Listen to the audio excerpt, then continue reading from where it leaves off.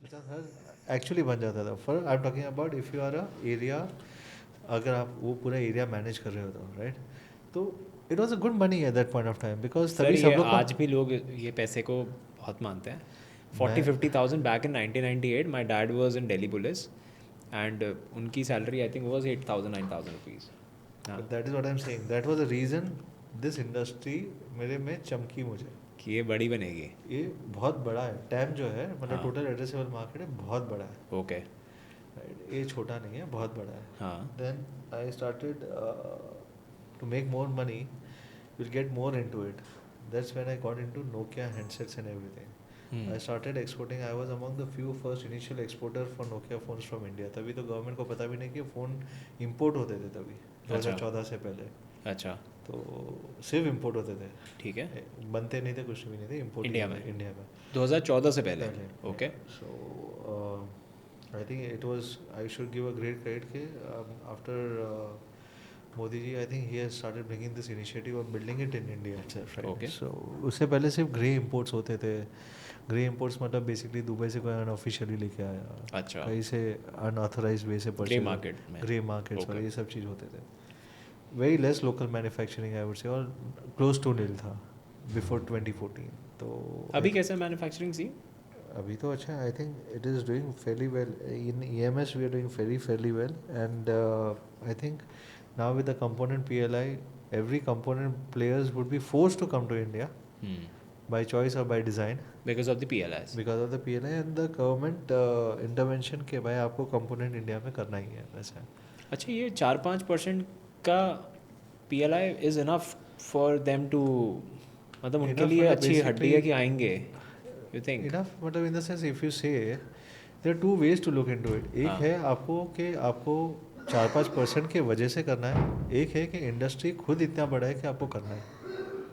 Okay. There are two ways to look into it. ये तो एक छोटा इंसेंटिव है, पर एक दूसरा है कि आपका इंटेंट भी है कि आपको कंट्री के लिए कुछ करना है। अगर आप माल बेच रहे हो यहाँ पे, तो कंपोनेंट इकोसिस्टम भी इंडिया में बनाना ही पड़ेगा बाय ठीक है। कंप्लायंस और बाय डिज़ाइन।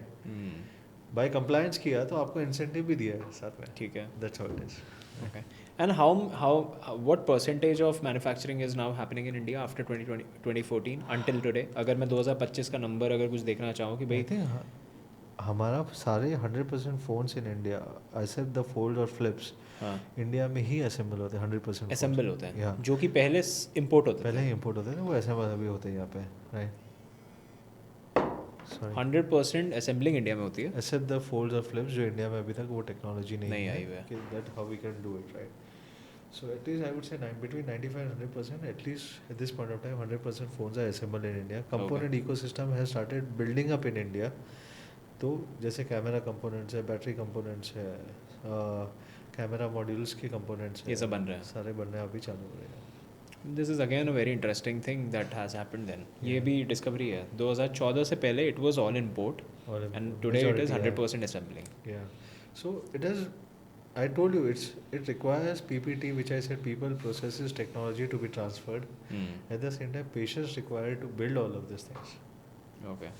एंड ये असेंबलिंग में there is this technology transfer also happening. हाँ हाँ हो रहा अच्छा, है उसमें तो हो ही रहा है। Okay. And what sort of a value it creates? It creates in what ways you are saying value मतलब? इन इंडस्ट्री को अगर मैं देखूँ तो उसके कितना बड़ा क्वांटम होगा ये नंबर्स में, बिलियन डॉलर्स में? See, अगर आप फ़ोन के प्रोडक्ट डेल्टा पे मतलब okay, ऐसे। let me put it in a different way आपके क्वेश्चन को, कि जो वैल्यू चेन है हाँ उसमें जो असेंबली पार्ट है हाँ, would be roughly around 4% okay. of the entire value chain. This assembling is 4%, Yeah. Which was earlier अगर हैपनिंग 100 रुपये का आउटसाइड फ़ोन बनता है तो 4 रुपये इसका है, 3-4 रुपये का असेंबलिंग कॉस्ट होता है, which was earlier happening outside. Which was earlier entirely happening outside. ठीक है। अभी पूरा इंडिया में हो रहा है, और और जब उसके बाहर वजह हो रहा से था, देर आर 100 मतलब more than 500,000 jobs which has been created because of that. और ये जो 4 रुपये इसमें निकल जाते हैं, ये पहले वहाँ पे पहले बाहर ही होते 6 थे। रुपये का आता था या 5 का आता था? वो Is see, it that just is the very- value transfer or some No, it is delta is there? There would be definitely some delta. Okay. I would not have that exact amount of अच्छा, it. okay.